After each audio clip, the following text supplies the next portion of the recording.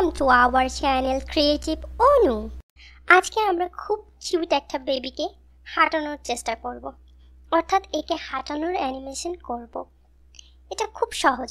আপনি যদি খুব মন দিয়ে ভিডিওটা দেখেন তাহলে আপনিও এখন থেকে খুব সুন্দর হাঁটাতে পারবেন। প্রথমে আমাদের এই বেবিটাকে সিম্বল করে নিতে হবে এবং সিম্বল করার পরে আমাদের এর ভেতরে ঢুকতে হবে। ভেতরে ঢোকার পরে পুরোটাকে সিলেক্ট করে একে ডিস্ট্রিবিউট লেয়ার করে দিতে হবে। ডিস্ট্রিবিউট লেয়ার করার পরে আমাদের প্রত্যেকটা অ্যাঙ্কার পয়েন্ট অর্থাৎ প্রত্যেকটা লেয়ারকে আলাদা আলাদা সিম্বল করতে হবে এবং এদের অ্যাঙ্কার পয়েন্টগুলো সঠিক জায়গায় বসাতে হবে। অ্যানিমেশনের ক্ষেত্রে খুব ইম্পর্টেন্ট হলো সিম্বল করা এবং সিম্বলের অ্যাঙ্কার পয়েন্টগুলো সঠিক জায়গায় রাখা। আমরা প্রত্যেকটা পার্টকে আলাদা আলাদা সিম্বল করব এবং এদের অ্যাঙ্কার পয়েন্টগুলো সঠিক জায়গায় বসাবো। আমাদের এখন অ্যাঙ্কার পয়েন্টগুলো সব বসানো শেষ। তারপর আমরা এখন দুটো পায়ের পজিশন আলাদা করে দিব, অর্থাৎ একটা পাকে সামনে মুভমেন্ট করার জন্য রাখবো এবং আরেকটা পা পিছনের দিকে থাকবে।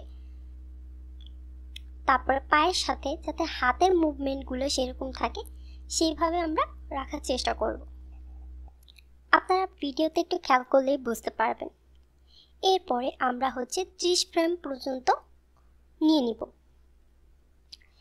F6 নিয়ে আমরা কি ফ্রেম নিয়ে নিব। কি ফ্রেম নেওয়ার পরে 1 ফ্রেম আর 30 ফ্রেমের কি ফ্রেম একই থাকবে, একই পজিশনে থাকবে। তার মাঝখানে আমরা 15তে আরেকটা কি ফ্রেম নিয়ে নিব। সবগুলোকে সিলেক্ট করে এখানেও কি ফ্রেম নিয়ে নিব।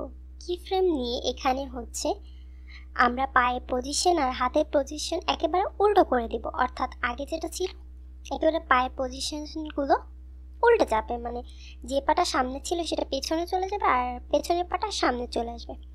তারপর আমরা ক্লাসিক টুইন দিব। আপনারা দেখেন কি সুন্দর হাত পাগুলো সামনে পেছনে যাচ্ছে। এখনই কিন্তু অ্যানিমেশন শেষ হয়ে যায়নি, আমাদের আরও অনেক কাজ আছে। এখন আমরা 15 মাঝামাঝি আবার F6 দিয়ে কি ফ্রেম নিয়ে নিব। তারপর আমরা পায়ের পজিশন দেখেন ভিডিওতে কিভাবে দেখানো হচ্ছে সেভাবে পায়ের পজিশনগুলো ঠিক করে নেবেন।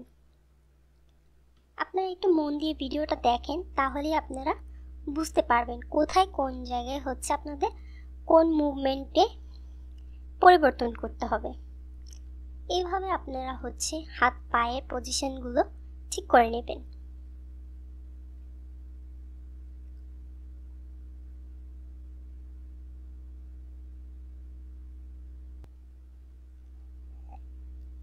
একটু সময় নিয়ে আপনাকে করতে হবে। আসলে অ্যানিমেশন কাজটা অনেক সময়ের ধৈর্যে। এখানে আপনার সময় আর ধৈর্য না দিতে পারলে এই ফিল্ডে আপনি কিছুই করতে পারবেন না। তারপর আমরা দেখেন পুরোটা এখন চলছে, কিন্তু এখনো আমাদের অনেক কাজ আছে।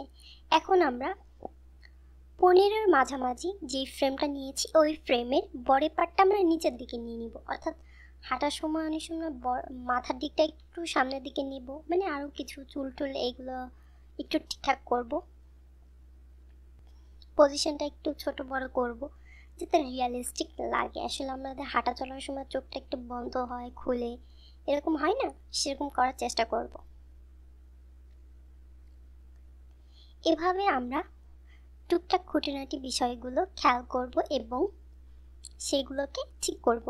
অ্যানিমেশনের ক্ষেত্রে আপনার যত ডিটেইলস ব্যবহার করবেন আপনার অ্যানিমেশন তত বেশি কিউট হবে, তত বেশি সুন্দর হবে, স্মুথ হবে। দেখেন বেবিটা কি সুন্দর হাঁটছে।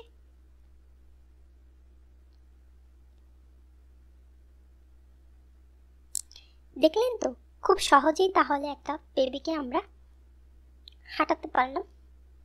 আপনারাও প্র্যাকটিস করেন তাহলে আপনারাও এরকম সুন্দর সুন্দর অ্যানিমেশন তৈরি করতে পারবেন। ওয়াও, দেখেন বেবিটা কত সুন্দর হেঁটে যাচ্ছে টুকটুক টুকটুক করে, কত কিউট লাগছে তাই না? আশা করি আমার ভিডিওটি তোমাদের খুব ভালো লেগেছে। আর যদি ভালো লাগে তাহলে লাইক, শেয়ার আর সাবস্ক্রাইব করতে ভুলবে না আমার চ্যানেল ক্রিয়েটিভ অনু।